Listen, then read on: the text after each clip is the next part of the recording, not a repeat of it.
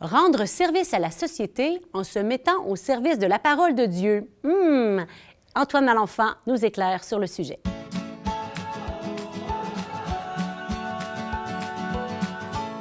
Bonjour Antoine. Salut Geneviève. Alors, es-tu un homme, père de famille au service de la parole de Dieu? Ah mon Dieu, j'aimerais bien, hein? C'est un beau projet.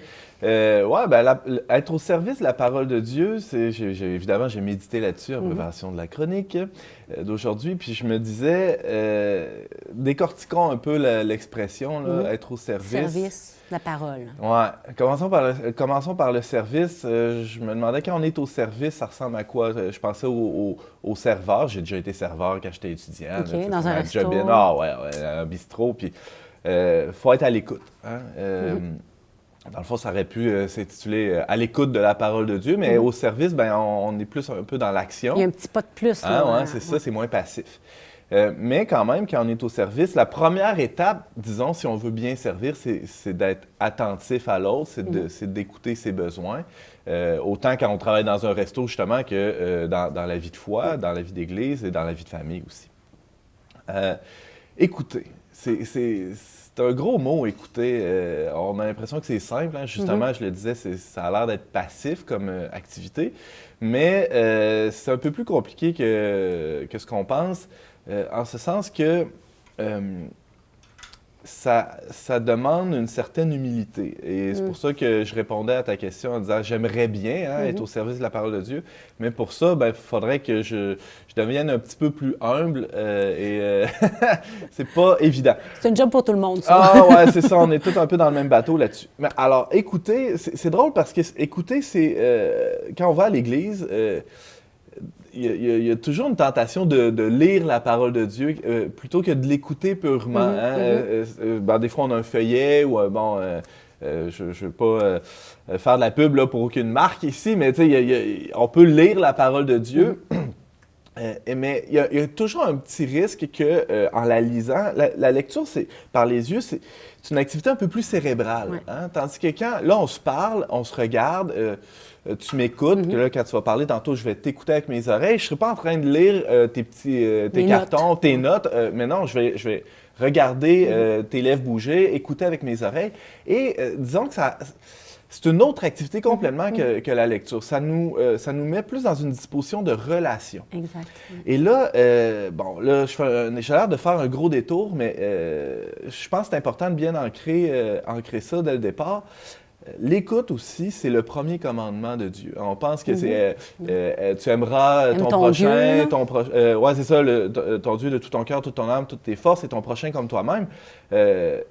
C'est ce qu'on appelle le schéma Israël, hein, on retrouve ça dans le Deutéronome.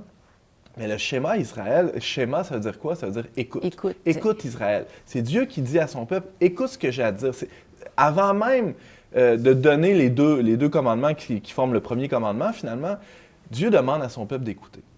Pourquoi il demande ça? Parce qu'il sait que c'est pas évident. Puis parce qu'il sait très bien qu'on est facilement distrait et qu'on écoute.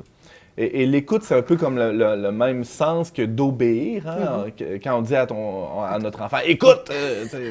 Obéis! » C'est ça. Alors, quand Dieu il demande ça, il sait très bien qu'on a la fâcheuse tendance à obéir à toutes sortes d'autres dieux. Hein?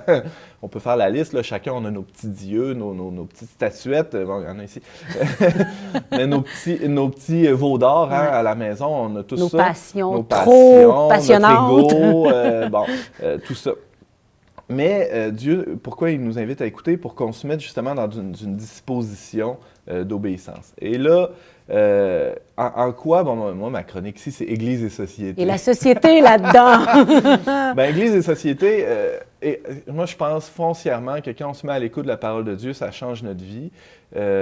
En ce sens qu'on devient beaucoup plus décentré de nous-mêmes et on peut se mettre, en étant au service de la parole de Dieu, on devient foncièrement, automatiquement au service de Dieu et au service de nos prochains, de ceux qui nous entourent.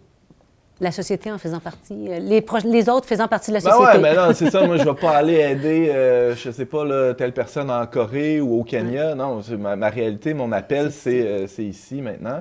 Et bon, mon premier devoir, tu y faisais référence au début, c'est d'être père, d'être époux, d'être un travailleur aussi. Et un travailleur ou un père et un époux qui se met à l'écoute de la parole de Dieu, c'est qui laisse entrer un peu dans sa vie les plus grandes paroles de Dieu. C'est, moi, je pense, en tout cas, il y en a plein, là, mais c'est les béatitudes qu'on peut laisser nous travailler. Hein. On a la tendance à interpréter la parole de Dieu, mais laissons-la plutôt nous interpréter. Ça risque de nous déranger un peu plus et de nous changer un peu plus. Et aussi, évidemment, le récit de la Passion, qui est notre appel à tous à mourir et ressusciter avec le Christ. Hein, on est en plein dans la célébration de ces mystères-là, ces jours-ci. Ben, plongeons-y à fond avec la parole de Dieu pour le salut du monde. Hein? Ouais, c'est un peu finalement. ça la mission à laquelle on est appelé. Au service de la parole, au service de la société, c'est donc être attentif à Dieu, attentif à ceux et celles qui nous entourent. Grand merci, Antoine. Ça fait plaisir. À bientôt. À bientôt.